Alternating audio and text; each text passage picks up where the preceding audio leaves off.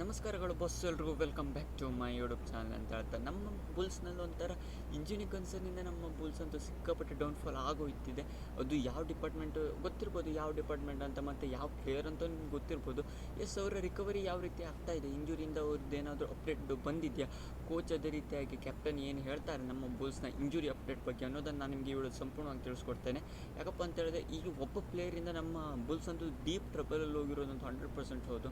ಅದು main reason ಏನಪ್ಪ ಅಂತ ಹೇಳಿದ್ರೆ, ಅವ್ರು ಒಬ್ಬರು ಕಾರಣ, ಬೇರೆ ಯಾರಾದರೂ ಓಕೆ ಆಗಿತ್ತು. ಆದರೆ ಮೇನ್ ಹಾಕ್ಕೊಂಡು ನಮ್ಮ ಬುಲ್ಸ್ಗೆ ಬೇಕಾಗಿರುವಂಥ ಡಿಪಾರ್ಟ್ಮೆಂಟಲ್ಲಿ ಈ ಇಂಜುರಿ ಆಗಿರೋದ್ರಿಂದ ನಮ್ಮ ಬುಲ್ಸ್ ಸಿಕ್ಕಾಪಟ್ಟೆ ಸ್ಟ್ರಗಲ್ ಮಾಡ್ತಿರೋದಂತೂ 100% ಹೌದು. ಅದು ಯಾರು ಅಂತ ಗೊತ್ತಿರ್ಬೋದು. ಅದು ಯಾರು ಅಂತ ಹೇಳಿದ್ರೆ, ಆಶೀಶ್ ಮಲ್ಲಿಕ್ ಅವರು ನಮ್ಮ ಬುಲ್ಸ್ನ ರೈಡಿಂಗ್ನ ಮೇನ್ ಅಸ್ತ್ರ ಆಗಿದ್ದು. ಯಾಕಪ್ಪ ಅಂತ ಹೇಳಿದ್ರೆ, ಅಲ್ರಿಜಾ ಮಿರ್ಜಾನಿ ಅವ್ರಿಗೆ ಮೇನ್ ಸಪೋರ್ಟ್ ರೈಡರ್ ಹಾಕ್ಕೊಂಡು ಸ್ಟಾರ್ಟಿಂಗ್ 7ನಲ್ಲಿ ಅವಕಾಶವನ್ನು ಇಲ್ಲಿ ಆಶೀಶ್ ಮಲ್ಲಿಕ್ ಅವರು ಲಭಿಸ್ತಾ ಇತ್ತು ಅವ್ರಿಗೆ ಪ್ರತಿ ಬಾರಿನೂ ಕೂಡ. ಮತ್ತು ಅವರೇನಾದರೂ ಅವರಿಬ್ಬರು ಕೂಡ ರೈಡರ್ ಹೇಗಿದ್ದಾಗ ಗಣೇಶ್ ಬಿ ಅವರು ಬರ್ತಿದ್ರು. ಇವಾಗ ಗಣೇಶ್ ಬಿ ಅವರು ಸ್ಟಾರ್ಟಿಂಗ್ 7ನಲ್ಲಿ ಅಲ್ರಿಜಾ ಮಿರ್ಜಾನಿ ಅವ್ರ ಜೊತೆಗೆ ಇರೋದ್ರಿಂದ ನಮಗೆ ಇವರಿಬ್ಬರು ಹೆರ್ಗಡೆ ಇದ್ದಾದ್ಮೇಲೆ, ಅಂದರೆ ಅವ್ರನ್ನ ಔಟ್ ಹಾಕ್ಕೊಂಡು ಅವ್ರ ಹೆರ್ಗಡೆ ಇರ್ತಾರಲ್ಲ, ಅವಾಗ ರೈಡಿಂಗಲ್ಲಿ ಸಿಕ್ಕಾಪಟ್ಟೆ ನಮ್ಮ ಬೆಂಗಳೂರು ಸ್ಟ್ರಗಲ್ ಮಾಡ್ತಾ ಇರೋದು. ಸಪೋರ್ಟ್ ರೈಡರ್ಸ್ಗಳು ಸಿಕ್ಕಾಪಟ್ಟೆ ಜನ ಇದ್ದಾರೆ, ಇಲ್ಲ ಅಂತಲ್ಲ. ಆದರೆ ಅವರಿಂದ ಇಟ್ಟಿರುವಂಥ ಈ ಪ್ಲೇಯರ್ ಯಾವ ರೀತಿ ಕೊಡ್ತಿದ್ರು ರೈಡಿಂಗಲ್ಲಿ ಒಳ್ಳೆ ಪಾಯಿಂಟ್ಸ್ಗಳನ್ನು, ಅದು ಯಾವ ಪ್ಲೇಯರು ಕೂಡ ಕೊಡ್ತಾ ಇಲ್ಲ. ಇದರಿಂದ ನಮ್ಮ ಬುಲ್ಸ್ಗೆ ಸಿಕ್ಕಾಪಟ್ಟೆ ಸ್ಟ್ರಗಲ್ ಆಗ್ತಿದೆ ಅಂತಲೇ ಹೇಳ್ಬೋದಾಗಿದೆ ರೈಡಿಂಗ್ ಡಿಪಾರ್ಟ್ಮೆಂಟಲ್ಲಿ. ನಮ್ಮ ಬುಲ್ಸ್ ಇಲ್ಲಿಂದ ಅದು ನನ್ನ ಪ್ರಕಾರ ಇಂಜುರಿ ಏನು ಅಪ್ಡೇಟ್ ಇದೆ ಅಂತ ನೋಡೋದಾದರೆ, ಆಶೀಶ್ ಮಲ್ಲಿಕ್ ಅವ್ರ ಬಗ್ಗೆ ಕೋಚ್, ಅದೇ ರೀತಿಯಾಗಿ ನಮ್ಮ ಬೆಂಗಳೂರು ಬುಲ್ಸ್ನ ಮೇನ್ ಹಾಕೊಂಡು ಕ್ಯಾಪ್ಟನ್ ಏನು ಹೇಳ್ತಾರೆ ಅಂತ ಹೇಳೋದಾದರೆ, ಅವ್ರ ಬಗ್ಗೆ ಏನೂ ಕೂಡ ಅಪ್ಡೇಟ್ ಇಲ್ಲ ಇನ್ನೂವರೆಗೂ ಕೂಡ ಅಂತ ಇಲ್ಲಿ ನಮ್ಮ ಬುಲ್ಸ್ನ ಕೋಚ್. ಅದೇ ರೀತಿಯಾಗಿ ನೆಕ್ಸ್ಟ್ ಮ್ಯಾಚಲ್ಲಿ ನಮ್ಮ ಬುಲ್ಸ್ ಕಂಬ್ಯಾಕ್ ಮಾಡಲೇಬೇಕಾಗತ್ತೆ ಈ ಪ್ಲೇಯರ್ ಅಂತಲೇ ಹೇಳ್ಬೋದಾಗಿದೆ. ಇಲ್ಲದಿದ್ದರೆ ನಮ್ಮ ಬುಲ್ಸ್ ಸಿಕ್ಕಾಪಟ್ಟೆ ಡೀಪ್ ಟ್ರಬಲ್ ಹೋಗಿಬಿಡುತ್ತೆ ರೈಡಿಂಗ್ ಡಿಪಾರ್ಟ್ಮೆಂಟಲ್ಲಿ. ಅದೇ ಹೇಳ್ತಾ ಇರೋದು, ಆಶೀಶ್ ಮಲ್ಲಿಕ್ ಅವ್ರ ಬಗ್ಗೆ ಇಂಜುರಿ ಕನ್ಸರ್ನ್ ಬಗ್ಗೆ ಏನೂ ಕೂಡ ಅಪ್ಡೇಟ್ನ ಕೊಡ್ತಾ ಇಲ್ಲ. ಅವ್ರಿಗೆ ಎಷ್ಟು ಸೀರಿಯಸ್ ಇಂಜುರಿ ಆಗಿದೆ, ಯಾಕಪ್ಪ ಅಂತ ಹೇಳಿದ್ರೆ ಶೋಲ್ಡರ್ ಇಂಜುರಿಯಿಂದ ಅವರು ಮ್ಯಾಚಸ್ಗಳನ್ನ ಮಿಸ್ ಮಾಡ್ಕೊಂಡಿದ್ದಾರೆ ಹೋದ ಮ್ಯಾಚಸಲ್ಲಿ.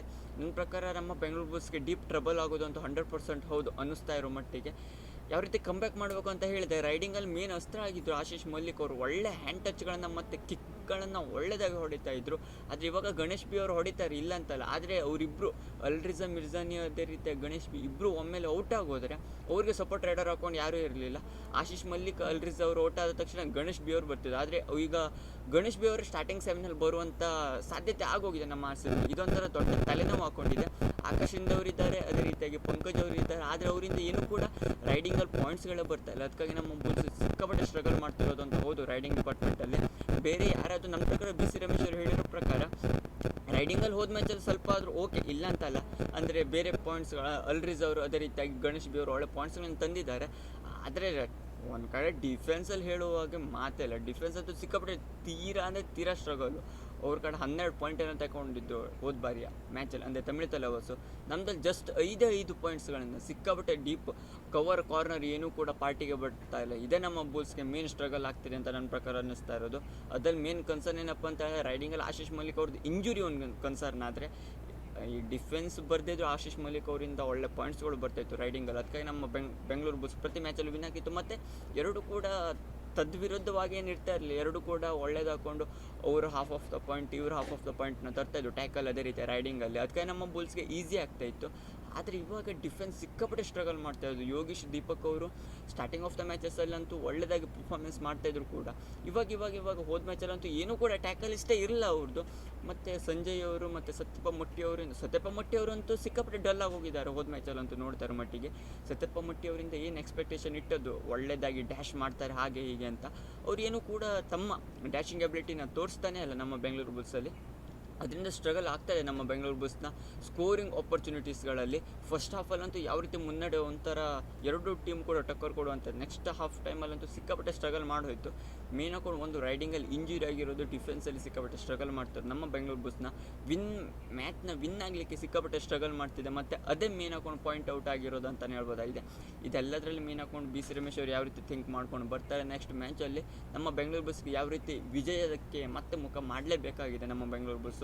ಇದೆಲ್ಲ ಪಾಯಿಂಟ್ಸ್ಗಳನ್ನು ರಿಕವರಿ ಮಾಡಿಕೊಂಡು ನಮ್ಮ ಬೆಂಗಳೂರು ಬುಲ್ಸ್ ವಿನ್ ಆದ್ರಂತೂ ನಮ್ಮ ಬೆಂಗಳೂರು ಸೈಡ್ ಟಾಪಲ್ಲಿ ಇರುತ್ತೆ ನೆಕ್ಸ್ಟ್ ಮ್ಯಾಚಲ್ಲಿ ನೋಡೋದಾದರೆ. ಮೇನ್ ಹಾಕೊಂಡು ಇಂಜುರಿ ಒಂದು ಕಂಬ್ಯಾಕ್ ಆದ ಸಾಕಾಗುತ್ತೆ. ಅವ್ರ ಬಗ್ಗೆ ಏನೋ ಅಪ್ಡೇಟ್ಗಳು ಕೊಟ್ಟಿಲ್ಲ ನಮ್ಮ ಬೆಂಗಳೂರು ಬುಲ್ಸು. ಅವ್ರು ಸಿಕ್ಕಾಪಟ್ಟೆ ಸೀರಿಯಸ್ ಇಂಜುರಿ ಆಗಿದೆ ಅಂತ ನನ್ನ ಪ್ರಕಾರ ಅನ್ನಿಸ್ತಾ ಇರೋದು ಆಶೀಶ್ ಮಲ್ಲಿಕ್ ಅವರಿಗೆ. ಬೇಗನೆ ರಿಕವರಿ ಆಗಲಿ ಅಥವಾ ಬೇರೆ ಸಪೋರ್ಟ್ ರೈಡರ್ ಆದರೂ ಓಡ್ತಾರೆ, ಒಳ್ಳೆ ಪರ್ಫಾರ್ಮೆನ್ಸ್ ಮಾಡಲಿ ಅಂತ ಕೇಳ್ಕೊಳ್ತಾ, ಇದಿಷ್ಟು ನಮ್ಮ ಬೆಂಗಳೂರು ಬುಲ್ಸ್ ಯಾಕೆ ಸ್ಟ್ರಗಲ್ ಮಾಡ್ತಾಯಿದ್ದು, ಸಿಕ್ಕಾಪಟ್ಟೆ ಬಿಗ್ ಬ್ಲೋ ಅಂತಲೇ ಹೇಳ್ಬೋದು ನಮ್ಮ ಬೆಂಗಳೂರು ಬುಲ್ಸ್ ಅನ್ನೋದನ್ನು ನಾನು ನಿಮಗೆ ತಿಳಿಸ್ಕೊಟ್ಟಿದ್ದೇನೆ. ನಿಮಗೆ ವಿಡಿಯೋ ಸೆಲೆಕ್ಷನ್ ಕಮೆಂಟ್ ಮಾಡಿ, ಇನ್ನೂ ಹೆಚ್ಚಿನ ಪೀಕಲ್ ಇನ್ಫಾರ್ಮೇಷನ್ಗೋಸ್ಕರ ಬೇಗ ಚಾನಲ್ ಸಬ್ಸ್ಕ್ರೈಬ್ ಮಾಡ್ಕೊಳ್ಳಿ ಅಂತ ಹೇಳ್ತಾ ಸಿಗೋಣ ಮುಂದಿನ ವಿಡಿಯೋದಲ್ಲಿ.